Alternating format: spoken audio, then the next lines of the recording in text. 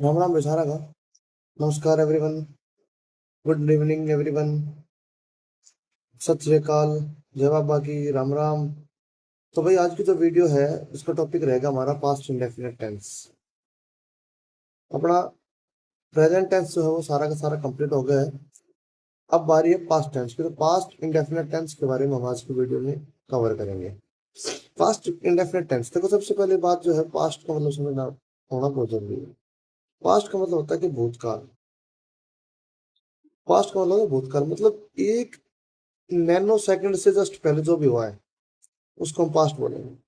और इंडेफिनेट का मतलब मैंने प्रेजेंट के अंदर भी बताया था कि इंडेफिनेट का मतलब यहाँ पर है, इंडेफिनेट टेंस की यदि मैं बात करूं पूरे के पूरे की, तो उसका मतलब ये होता है कि कोई काम, कोई एक्शन, कोई एक्शन का होना, कोई एक्शन का होना, चाहे वो रेगुलर टाइम पीरियड पर होता हो, चाहे वो रेगुलर टाइम पीरियड पर होता हो, या वो इरेगुलर टाइम पीरियड पर होता हो, लेकिन एक्शन होता है। सबसे इंपॉर्टेंट बात जो है वो ये कि एक्शन होता है। उसको बोलते हैं इंडेफिनेट टेंस। और पास्ट में हम लोग हैं भूतकाल में। तो सिंपल सी बात है कि पास्ट में पास्ट में कोई एक्शन होता था, पास्ट में कोई एक्शन होता था, तो उसके लिए हम बोलेंगे पास्ट इंडेफिनिट टेंस। उसके लिए हम बोलेंगे past indefinite tense.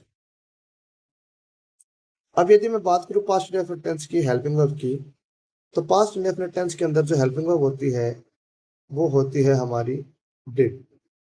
Helping verb होती है डिड।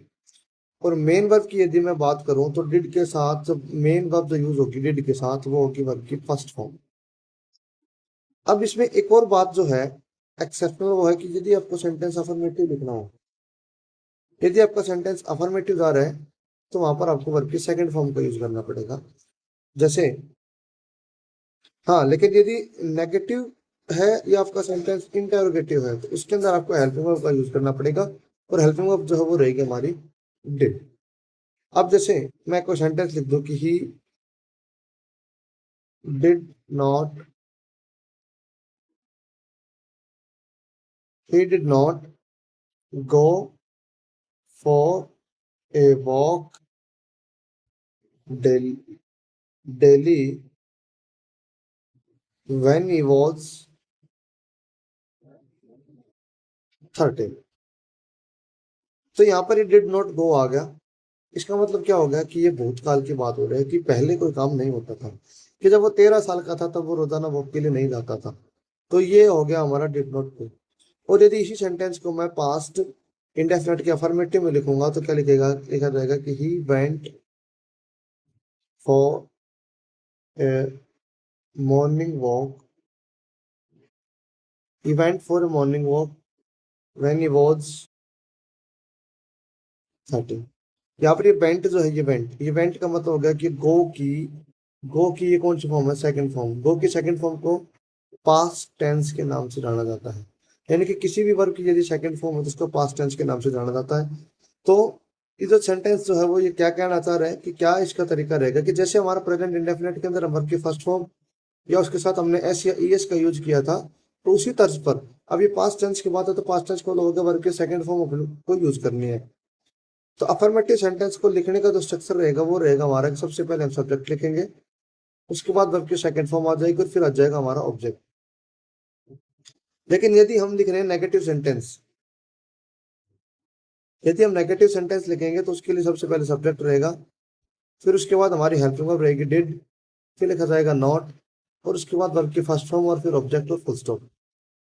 यदि अपने को लिखना है इंटेरोगेटिव सेंटेंस तो उसका क्या तरीका रहेगा, सबसे पहले हेल्पिंग वर्ब आ जाएगी हमारा डिड, फिर सब्जेक्ट, वर्ब की फर्स्ट फॉर्म, ऑब्जेक्ट और क्वेश्चन मार्क।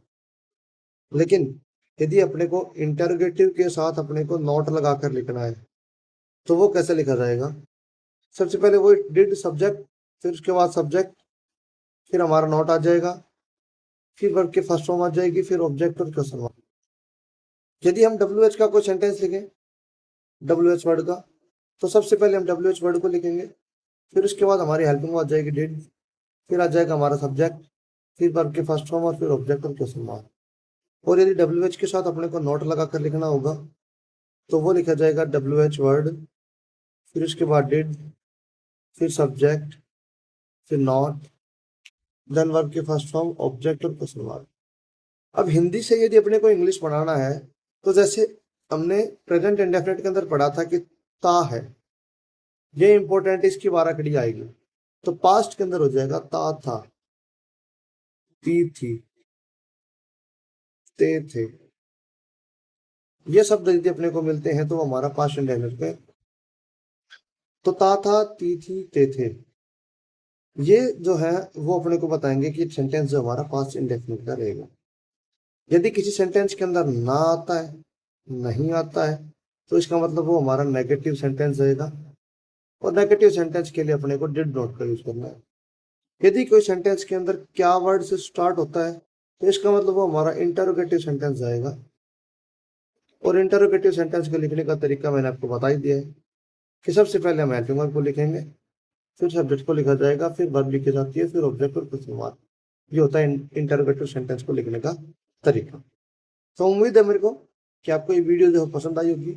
यदि वीडियो को पसंद आई आपको तो वीडियो को लाइक करें, और जो भी इस चैनल पर नए आए हैं, पहली बार वीडियो को देख रहे हैं, तो चैनल को सब्सक्राइब करना बिल्कुल भी ना भूलें, बेल आइकन भी दबा लें, शेयर करें, कमेंट करें। बहुत बहुत धन्यवाद आप सभी का, अपने वीडियो देखे, अपने वीडियो देखने के लिए आप समय निकाला। जय हिंद, जय Bharat. Let's learn English easily together. Don't forget to like, share, and subscribe. Thank you so much for watching.